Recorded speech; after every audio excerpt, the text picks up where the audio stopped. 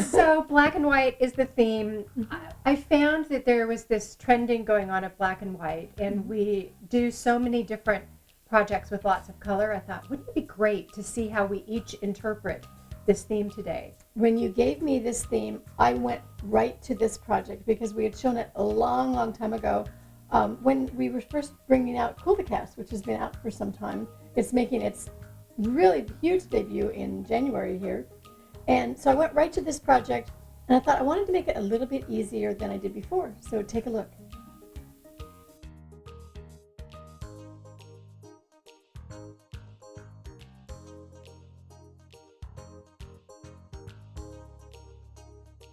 I'm using the Cool2Cast fiber plaster. It's a must for this project.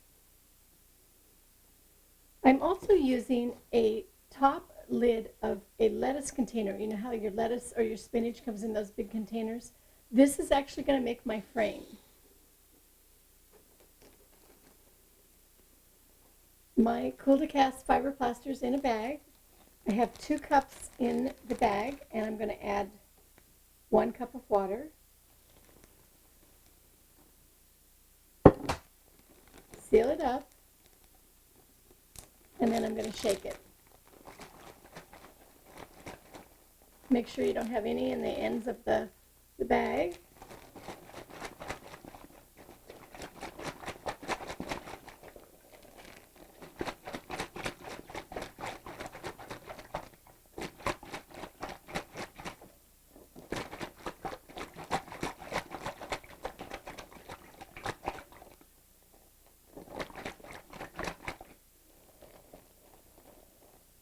And make sure all the dried pieces are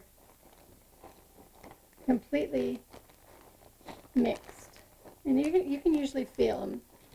Shake it a little bit more. It usually takes about a minute.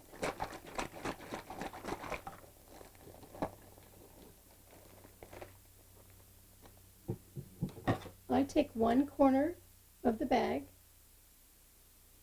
cut it off, oops, and that's what it does. Just fill it up. And you want it all the way to the top.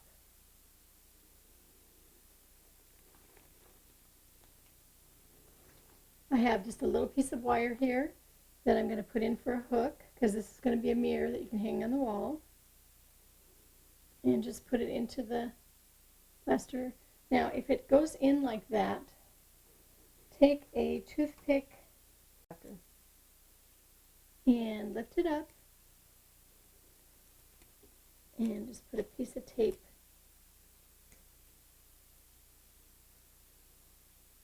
to hold that up. Just let it dry.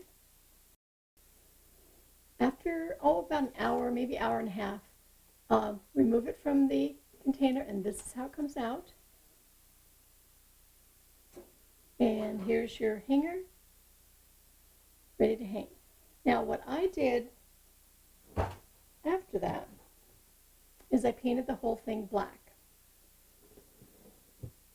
And the reason I did that is because I wanted to show you this one where it's not grouted. My piece in the original picture is grouted, and I wanted to show you how you can do it where you don't have to grout it.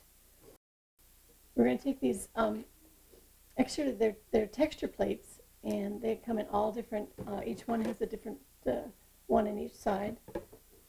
And these are 3 of the ones I'm using. Now, I had some left over of my Cool2Cast fiber plaster, so I'm just going to kind of drip some onto the texture plates.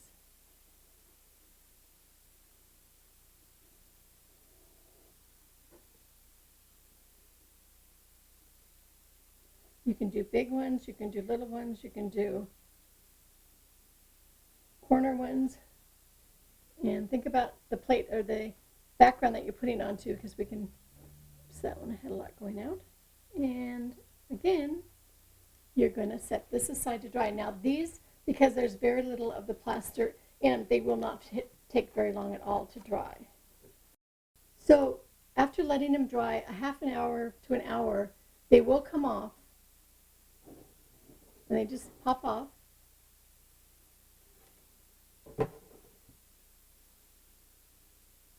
And probably let them dry overnight before you go to ink them. And here comes the fun part. I'm using the Stays On ink, and I just use it right from the ink pad and just glide it over the top, and all it does is it hits the high or the embossed raised edges of the plaster pieces that we got from the texture plates. Isn't that cool?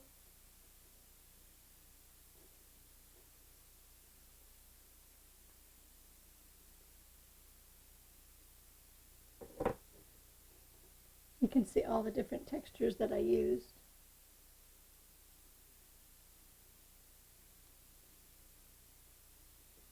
And again, you need to look too and make sure that you get all the ink on that you want.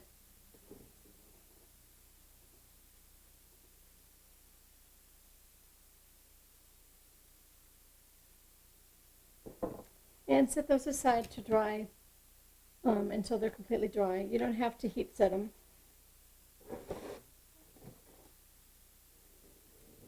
Then we start to glue.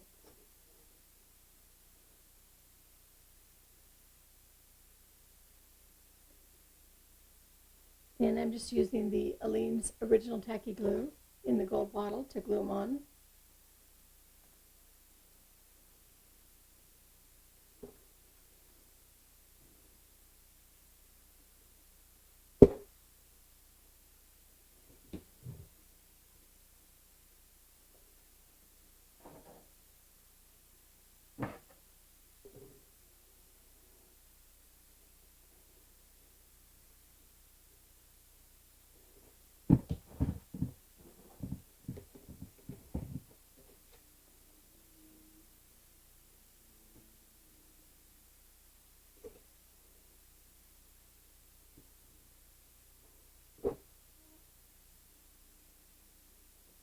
See how that starts to come together? Now, before you get too far, you'd put in a mirror, but I also wanted to show you. I have some of these little glass pieces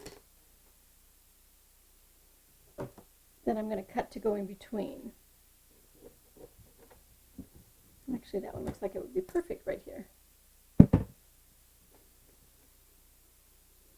And because you put the black onto the background, that means that you can just leave it black because it won't really need to be grouted.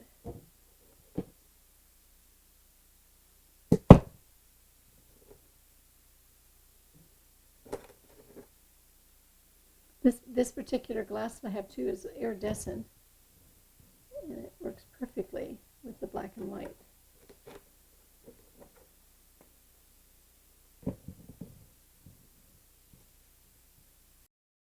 If you need to cut any, just use a wheel nipper and just place your piece in and just cut it.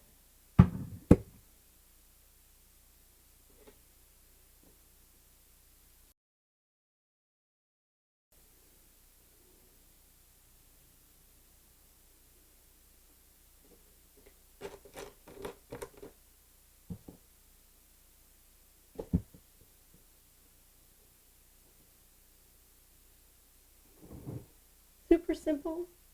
And let's take a look at the finished one that has actually been grouted. So see where I put the mirror in the center and then glued all the pieces around, and like I said, this one that you're seeing right now is grouted. But if you paint the background like we did on the one that I was doing the how-to on, it doesn't need to be grouted. You can just leave it. But with the mirror, it makes the perfect piece to hang on a wall. But all the different textures and doing the black and white is such a great look.